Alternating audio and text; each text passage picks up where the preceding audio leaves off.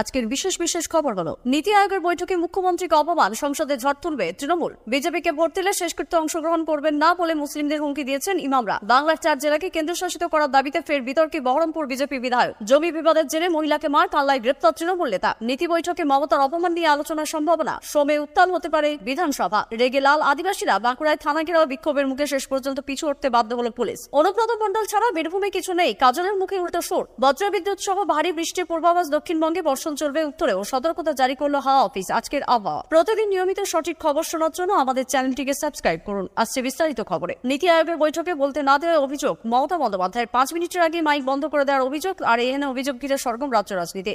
আর এই ইস্যুতে এবার সংসদে ঝড় তুলতে চলেছে তৃণমূল। ইতিমধ্যে এই বিষয়ে দলের সাংসদ থেকে স্পষ্ট নির্দেশ দেওয়া হয়েছে বলে খবর। সংসদের ভিতরে এবং বাইরে মুখ্যমন্ত্রীকে যে বলতে দেওয়া হয়নি তা তুলে ধরার কথা বলা হয়েছে, যা বাংলার মানুষের জন্য অপমান। আর এই বিষয়টিকেই জাতীয় রাজনীতি ইস্যু করে আজ সোমবার তো বটেই, অন্যান্য দিনগুলিতেও ঝড় তুলতে হবে। স্পেশাল মেনশন পর্বে তা তুলে ধরতে হবে। প্রত্যেক সংসদকে সুনির্দিষ্ট নির্দেশিকা দিয়ে শীর্ষ নেতৃত্ব তরফে বার্তা পাঠানো হয়েছে বলে জানা যাচ্ছে। শুধু লোকসভা নয়, রাজ্যসভাতেও তৃণমূল সংসদকে মুখ্যমন্ত্রী যে নীতি আয়োগ বৈঠকে বলতে দেওয়া হয়নি তা তুলে ধরার বার্তা দেওয়া হয়েছে। সব মিলিয়ে এই ঘটনাকে কেন্দ্র করে এবার দিল্লির বুকে কার্যত ঝড় তুলতে চাইছে শাসক দল তৃণমূল। আর সেই বৈঠকের আগেই সমস্ত অবিজেপির রাজ্যের মুখ্যমন্ত্রীকে বয়কট করে। কিন্তু বিরোধী মুখ হিসেবে একমাত্র মমতা বন্দ্যোপাধ্যায় উপস্থিত ছিলেন, কিন্তু সেই বৈঠকে বলতে দেওয়া হয়নি বলে অভিযোগ। 5 মিনিট পরের আগেই বেল টিপে টিপে স্টপ বলা হচ্ছে। যখন তারা আমার কথা শুনতেই চাইছেন না, তাই বয়কট করে বেরিয়ে এসেছে জানান ক্ষুব্ধ মুখ্যমন্ত্রী। তার দাবি ছিল অন্ধ্রপ্রদেশের মুখ্যমন্ত্রী চন্দ্রবাবু নাইডু কিংবা অন্যান্য বিজেপি শাসিত রাজ্যের মুখ্যমন্ত্রীকে 15 মিনিট 20 মিনিট বলতে দেওয়া হয়, কিন্তু তাকে বলতে দেওয়া হয়নি বলে অভিযোগ প্রশাসনিক প্রধানের। বিজেপিতে ঝড় তুলে দিয়েছিলেন রাজ্যের বিরোধী দলনেতা শুভেন্দু অধিকারী। তার বক্তব্য নিয়ে দলের ভিতরে এবং বাইরে আলোচনা থামছেই না। এর মধ্যেই কেন তিনি এমন দাবি তুললেন তা খোলসা করলেন শুভেন্দুবাবু নিজে। বললেন, মুসলিমরা যদি বিজেপিকে হিন্দুদের দল বলে দাগিয়ে দেয়, তাহলে আমি হিন্দু ভোট চাইলে দোষ কোথায়? তমলুকে এক দলীয় সভায় শুভেন্দুবাবু বলেন, এই নির্বাচনে বিজেপি মুসলিম ভোট পায়নি, হাতে গোনা 2-1 ছাড়া মুসলিমরা বিজেপিকে ভোট দেয়নি। কারণ তারা 21 সালে বোঝানো হয়েছিল সিএএ মানে এনআরসি, আর এনআরসি মানে ডিস্টেনশন ক্যাম্প। এবার বলা হয়েছে এইবার 400 পার মানে হিন্দু রাষ্ট্র। হিন্দু রাষ্ট্র মানে না কি মুসলিমকে মাথায় করে নিয়ে আমরা সীমানার ওপারে ফেলে দিয়ে আসবো? শুভেন্দুবাবু চাঞ্চল্যকর অভিযোগ, আমাদের কোনো পুরোহিত বলেননি যে বিজেপিকে ভোট না দিলে মন্দিরে ঢুকতে দেব না। ইমাম বাবুরা বলছেন যে ভোট যদি বিজেপিকে দাও তাহলে তোমার বাড়ির কেউ মারা গেলে নামাজ পড়তে যাবো না আর তুমি মসজিদে যাবে না। বলেন, আমরা তো বিকাশ পদের উপর নির্বাচন লড়েছি, আমরা তো হিন্দু মুসলিম করিনি। তারপরেও যা ফল এসেছে তাতে মুসলিম ভোট নেই বললেই চলে। তৃণমূলের ভোটে 95% মুসলিম আছে। নন্দীগ্রামে 4000 ভোট পাবো ভেবেছিলাম, কিন্তু পেয়েছি 1700 ভোট। তার মানে নন্দীগ্রামের সংখ্যালঘু মোর্চার সদস্যদের বাড়ির লোকেরাও বিজেপিকে ভোট দেননি। এটা কেন হলো? আমাকে সংখ্যালঘু মোর্চার সভাপতি বলেছেন। বিজেপি সমর্থক পরিবারগুলিকে ডেকে ইমাম সাহেব বলেছেন, তোমাদের 3 জনের পরিবারের সদস্য সংখ্যা যত, তার থেকে বেশি ভোট যদি এই বুথে বিজেপি পায়, তাহলে তোমাদের মসজিদে ঢোকা বন্ধ, আর তোমার বাড়ির কেউ মারা গেলে মাটি দেওয়া নামাজের কাজ বন্ধ।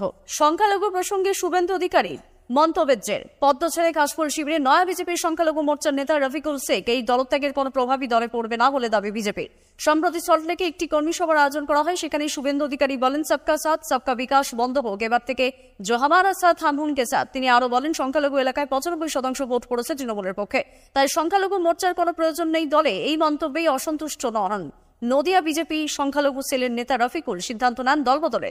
তৃণমূল সূত্রে জানা গিয়েছে, নদিয়ার চাবড়া বিধানসভা এলাকার সংখ্যালঘু মোর্চার জেলা সভাপতি শনিবার রাতে স্থানীয় বিধায়ক রুকমানুর রহমানের হাত ধরে তৃণমূলে যোগদান। তার দলে যোগ দেওয়া আরো শক্তিশালী হবে দাবি তৃণমূলের। এদিকে এই দলকে মোটেই গুরুত্ব দিতে চাইছে না বিজেপি। তবে ভোট এই ভরাডুবির পর নেতার দল ত্যাগ যথেষ্ট তাৎপর্যপূর্ণ বলেই দাবি ওয়াকিবহুল মহলের। দক্ষিণবঙ্গের আগামী 5 দিন বজ্রবিদ্যুৎ সহ বৃষ্টির সম্ভাবনা রয়েছে। বেশ কিছু জেলায় ভারী বৃষ্টির সতর্কতাও জারি করা হয়েছে হাওয়া অফিস। অধিকাংশ জেলাকে আবহাওয়া নিয়ে আগামী কয়েকদিন সতর্ক থাকতে হবে। আলিপুর আবহাওয়া দপ্তর জানিয়েছে, সোমবার উত্তর 24 পরগনা, দক্ষিণ 24 পরগনা, ঝাড়গ্রাম, পুরুলিয়া, বাঁকুড়া, পূর্ব বর্ধমান, পশ্চিম বর্ধমান, পশ্চিম মেদিনীপুর, পূর্ব মেদিনীপুরে বজ্রবিদ্যুৎ সহ বৃষ্টির বিক্ষিপ্ত হতে পারে। মঙ্গলবার থেকেই 2 24 পরগনা এবং 2 মেদিনীপুরে ভারী বৃষ্টির সম্ভাবনা। বৃহস্পতিবার এবং শুক্রবার ভারী বৃষ্টি হতে পারে পূর্ব বর্ধমান, পশ্চিম বর্ধমান, বীরভূম, মুর্শিদাবাদ এবং নদিয়ায়। এই জেলাগুলিতে 7 থেকে 10 সেন্টিমিটার বৃষ্টি হতে পারে বলে জানিয়েছে হাওয়া অফিস। জারি করা হয়েছে হলুদ সতর্কতা। দক্ষিণের বাকি জেলাগুলিতেও বিক্ষিপ্তভাবে হালকা বৃষ্টি চলবে বলে জানিয়েছে আলিপুর। তবে সেখানে আবহাওয়া সংক্রান্ত কোনো সতর্কতা জারি করা হয়নি। উত্তরবঙ্গের ক্ষেত্রে আজ ভারী বৃষ্টির সম্ভাবনা রয়েছে জলপাইগুড়ি এবং কালিম্পংয়ে। এছাড়াও বজ্রবিদ্যুৎ সহ বৃষ্টি হতে পারে দার্জিলিং, উত্তর দিনাজপুর এবং মালদায়। বৃহস্পতিবার এবং শুক্রবার দার্জিলিং এবং কালিম্পংয়ে ভারী বৃষ্টির সতর্কতা জারি করেছে হাওয়া অফিস। সংগঠন মজবুত করতে হবে, নিচুতলা সংগঠন ভেঙে পড়েছে। এ নিয়ে আগেই মুখ খুলেছিলেন বিজেপি সাংসদ সৌমিত্র খা থেকে শুরু করে প্রাক্তন দলের সাংসদ দিলীপ ঘোষ। এবার দলীয় নেতৃত্বের একাংশের বিরুদ্ধে ক্ষোভ উগরে দিলেন ময়নার বিজেপি বিধায়ক অশোক দিন্দা। প্রকাশ্য সভা থেকে তাকে বলতে শোনা যায়, এখন অনেকেই ধরাকে সরাকান করছেন। ওই দিনের সভা থেকে কার্যত বিজেপির প্রধানদের ধুয়ে দেন বিধায়ক। বলেন, বিধানসভা আমরা ছেড়ে কথা বলি না, ছেড়ে কথা বলার লোক আমরা নই, তাই সংগঠনকে মজবুত করতে হবে, দলীয় নেতৃত্বদের আরো সংগঠিত হতে হবে। কিন্তু জেলা সভাপতি বিধায়ককে কেউ সম্মান করে না, এখানে সহসভাপতি থেকে প্রাক্তন রাজ্য সভাপতিকে কেউ সম্মান করে না, কেউ পাত্তাই দেয় না। সঙ্গে এও বলেন, আমি সব যতদিন সাংগঠনিক পদ আছে আমি লাঠি গড়াবো, এটা করলে চলবে না, সবাইকে মর্যাদা দিতে হবে। আজ আমি আছি, কালকে আমি নাও থাকতে পারি, তাই যার যা জায়গা তাকে সেখানেই রাখা উচিত। আমি মনে করি এই জেলা বা এই রাজ্যে তা হচ্ছে না।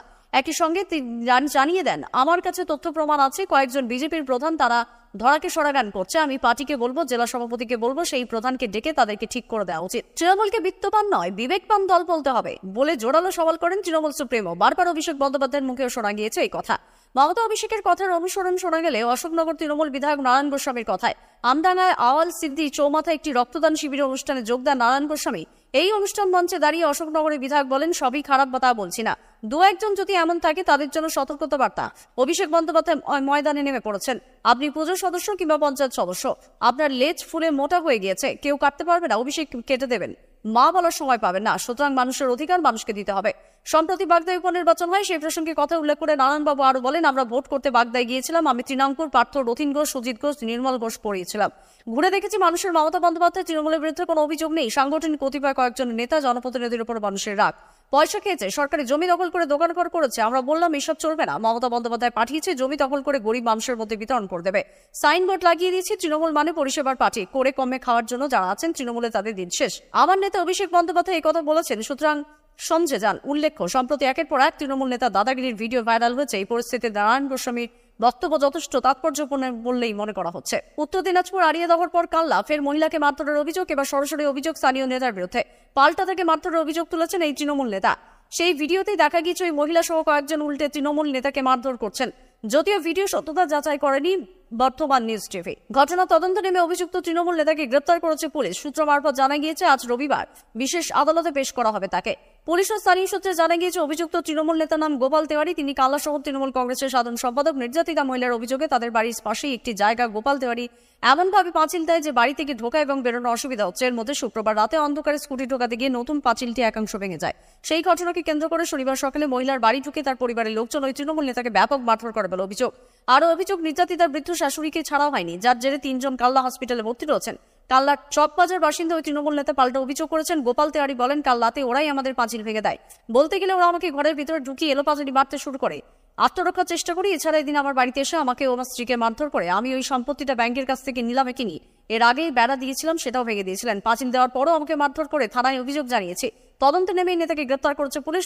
লোকসভা নির্বাচনে বঙ্গ বিজেপির ভরাডুবি হয়েছে। এমনকি কোনো বিধানসভার উপনির্বাচনও জিততে পারেনি বিজেপি। এই অবস্থায় এবার 2024 সালের বিধানসভা নির্বাচন নিয়ে তেড়ে ফুড়ে উঠতে চলেছে বিজেপি। সেক্ষেত্রে হাতে রয়েছে মাত্র 1.5 বছর, তারপরেই বাংলা বিধানসভা নির্বাচন। 2024 সালের বিধানসভা নির্বাচনে বাংলার ডাক দিয়েছে বিরোধী দলনেতা শুভেন্দু অধিকারী। আর এই ক্ষমতা দখল বাস্তবায়িত করতে হলে কোন পদে হাঁটতে হবে তা বাতলে দিয়েছেন শুভেন্দু। পাল্টা খোঁজা দিয়েছেন তৃণমূল কংগ্রেস নেতা কুণাল ঘোষ। 2024 সালে লোকসভা নির্বাচনে বিজেপি বাংলা থেকে 12টি আসন পেয়েছে, আর সেখানে তৃণমূল কংগ্রেস 29টি আসন পেয়েছে। এমনকি কেন্দ্রে বিজেপি একক সংখ্যাগরিষ্ঠতা পায়নি। আবার জাতীয় রাজনীতির অল ইন্ডিয়া জোট শক্তিশালী হয়েছে। এই আবহে 2026 সালে বিধানসভা নির্বাচন নিয়ে শুভেন্দু অধিকারী বলেন, 2024 সালে বাংলার ক্ষমতা দখল করতে হলে 2টি কাজ করতে হবে। 1, পুলিশের হাত থেকে ভোট পরিচালনার ক্ষমতা কাটতে হবে। 2, ভোটের আগে মানুষকে ভয় কাটতে হবে। বাংলার মানুষের অবাধ ভোটদান নিশ্চিত করতে হলে ইলেকশন কমিশনকে বলবো, হাত পা বেঁধে কেন্দ্রীয় বাহিনীকে পাঠাবেন না। আগামী 2024 সালে বিধানসভা নির্বাচনে জোরদার লড়াই হবে বলেই মনে করা হচ্ছে, কারণ এখান থেকেই বিজেপি তা নিয়ে হুঙ্কার ছাড়তে শুরু করেছে। শনিবার হলদিয়ায় কর্মসূচিতে যোগ দিয়ে 2024 সালে বিধানসভা নির্বাচন নিয়ে সুর চড়িয়েছে শুভেন্দু অধিকারী। লোকসভা নির্বাচনে হেরে যাওয়ার পর বিজেপির অভিযোগ, এবারে লোকসভা নির্বাচন ইলেকশন কমিশন বাংলায় কেন্দ্রীয় বাহিনী পাঠালেও তাদের হাতে কোনো ক্ষমতা ছিল না। সেই সুযোগ নিয়ে রাজ্য পুলিশকে কাজে লাগিয়ে তৃণমূল কংগ্রেস অবাধে ভোট লুট করেছে। বীরভূমের অন্তরে কান পাতলেই শোনা যেত অনুব্রত মণ্ডলের সঙ্গে কাজল সিকির বিরোধের কথায় একাধিকবার 2 নেতার অনুগামীদের মধ্যে কোন্দল দেখা দিয়েছে। এবার সেই কেষ্ট সুখ্যাতি করে জল্পনা পাড়ালেন কাজল। বললেন, আমরা অনুব্রত মণ্ডলের টিম। বীরভূম জেলা তৃণমূল সমস্ত নেত্রী একত্রিত হয়েছে। এরপর প্রশ্ন, এখানে কি কোনো রহস্য দেখতে পাচ্ছেন, গন্ধ পাচ্ছেন? এখানে থেকে একটু তৃণমূল কার্যালয়ে যান, সেখানে বীরভূম জেলার অভিভাবক অনুব্রত মণ্ডলের ছবি লাগানো আছে। পরক্ষণে তিনি বলেন, অনুব্রত মণ্ডলের টিম আমরা।